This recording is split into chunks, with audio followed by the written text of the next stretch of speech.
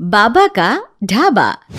शहर के घंटाघर के पास एक बूढ़ा बूढ़ी एक छोटा सा ढाबा चलाते थे। दोनों एक दूसरे का सहारा थे और किसी तरह अपना पेट पाल रहे थे, लेकिन महंगाई ने उनका जीना मुश्किल कर दिया था। आज सुबह से सिर्फ 2 ग्राहक आए हैं और शाम के 5 बज गए हैं। कुछ समझ में नहीं आ रहा कि क्या करें।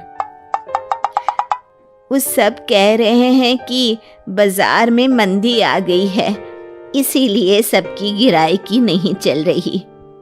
अरे बुढ़ापे में पैसों के लिए इतनी मगजमारी करनी पड़ रही है। अभी तो हाथ पैर चल रहे हैं तो काम धाम हो जाता है, बिस्तर पर आ गए तो पता नहीं कैसे चलेगा।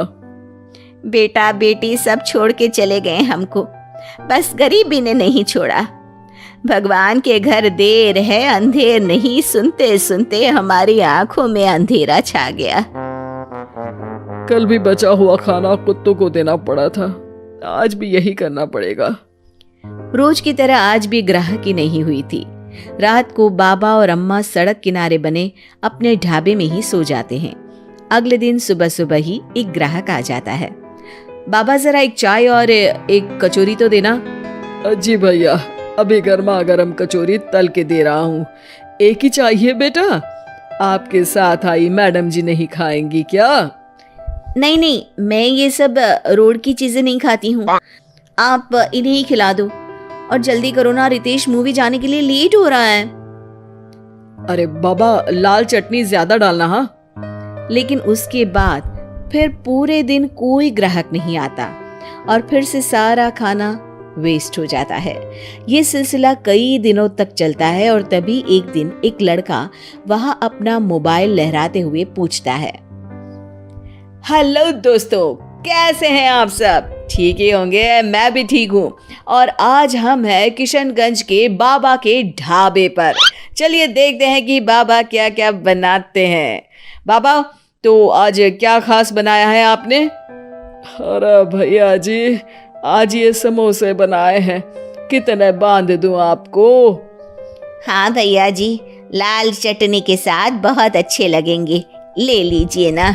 ये देखिए दोस्तों, समोसे को बांध कर दिखा रहे हैं और ये लाल चटनी को देख के तो मुंह में पानी आ गया। आज तो मजा आ जाएगा, आइए चखते हैं दोस्तों। लड़का समोसा चखते ही तारीफों के पुल बांध देता है। वाह वाह वाह, मजा आ गया, इतना अच्छा समोसा मैंने तो कभी नहीं खाया। आपको यहाँ जरूर आना चाहिए और ये समोसा जरूर खाना चाहिए। और एक चीज, ये देखो, ये रोड साइड पर इनका ढाबा है, इनकी हेल्प तो होनी ही चाहिए। अच्छा, वैसे और क्या क्या बनाते हैं आप? बेटा, पराठे मैगी सब बनाते हैं। वाह वाह, इतना अच्छा खाना बनाते हो, बहुत भीड़ होती होगी।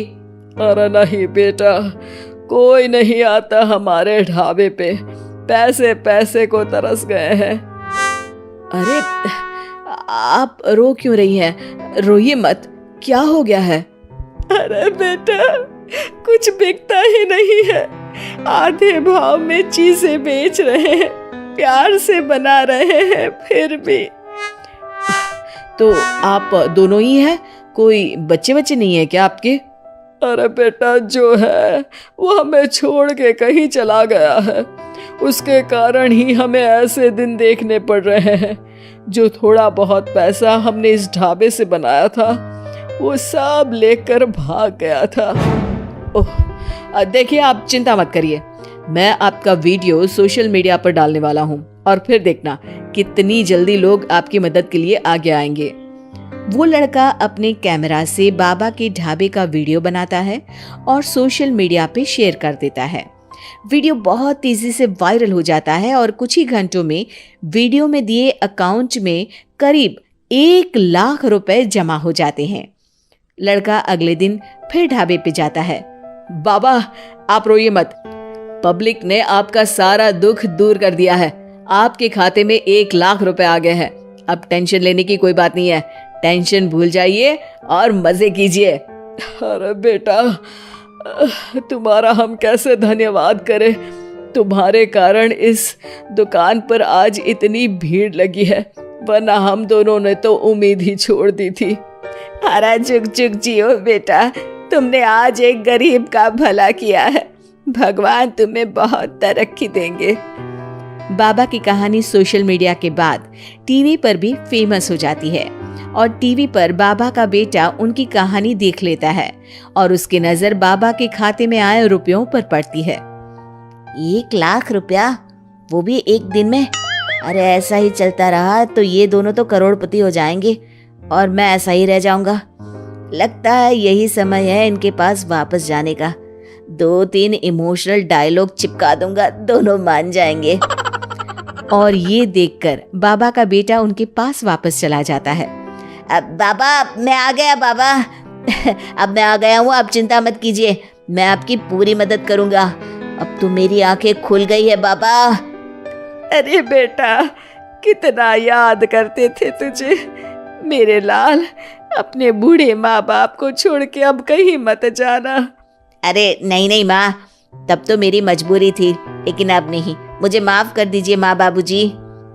बाबा काफी नरम दिल के इंसान थे और बेटे के आने की खुशी उनके लिए पैसों से कहीं ज्यादा होती है। वो अपने बेटे को माफ कर देते हैं। बेटा, हम तो कुछ साल में बचेंगे भी या नहीं कोई भरोसा नहीं, लेकिन तू मेहनत करके ये ढाबा चलाना, और इसलिए आज से मैं ये ढाबा और ये पैसे तेरे नाम करता हूँ। अब हमारी तो उम्र हो गई है, अब तू काम करना और हम घर बैठकर खाएंगे। ये कहकर बाबा सारा पैसा अपने बेटे को दे देते हैं और आराम से अपनी पत्नी को लेकर अपने पुराने घर चले जाते हैं। ढाबे पर काफी भीड़ बढ़ती है। कुछ दिन में ही बेटा काफी पैसे कमा लेता है। एक दिन जब व्लॉगर लड़का वहां पहुंचता है तो देखता है ढाबा बंद है। वो बाबा के पास जाता है। अरे बाबा, आपने अपना ढाबा क्यों बंद कर दिया? ढाबा बंद नहीं तो? वो लोग वहां जाते हैं तो पड़ोसी बताते हैं कि ढाबा तो पिछले 4 दिन से खुला ही नहीं। बाबा ढाबे को अपने पास रखी चाबी से खोलते हैं तो देखते हैं कि ढाबे में एक बर्तन तक नहीं है। बाबा सर पकड़कर बैठ जाते हैं। हमारे बेटे ने हमें फिर से बर्बाद कर दिया। पर हमारे पास तो वापस बर्तन खरीदने तक के पैसे नहीं है। बर्तन भी बेचकर खा गया होगा नालायक। बाबा आप चिंता मत करो, आप काफी फेमस हो, लोग फिर से आपकी मदद कर देंगे। बस इस बार अपने बेटे को दूर रखना ढाबे से। अब की बार बाबा ढाबे पे एक बोर्ड लगवाते हैं जिस पर लिखा है सिर्फ बाबा का ढाबा। ये सिर्फ क्यों लिखवाया है जी?